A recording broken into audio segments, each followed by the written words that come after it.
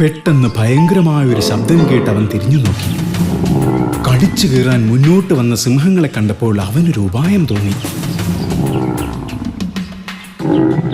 നിൽക്കൂ ശക്തന്മാരെ, ഇത്തിരി പോന്ന എന്നെ രണ്ടുപേരും കൂടി ഭക്ഷിച്ചാൽ ആരുടെ വയറും നിറയില്ല.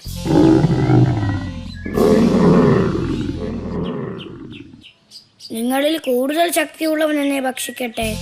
ഇത് കേട്ട ഉടൻ സിംഹങ്ങൾ തല്ലു തുടങ്ങി. നിങ്ങൾ തമ്മിൽ തല്ലി നേരം കളയണ്ട. ആ കാണുന്ന മരത്തിൽ തൊട്ട് ആദ്യം തിരിച്ചു വരുന്ന ആൾക്ക് എന്നെ ഭക്ഷണമാക്കാം.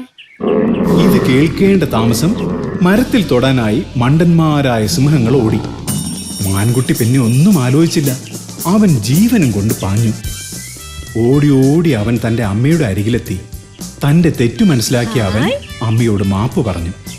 പിന്നീട് ഒരിക്കലും അവൻ അനുസരണക്കേട് കാണിച്ചിട്ടേയില്ല.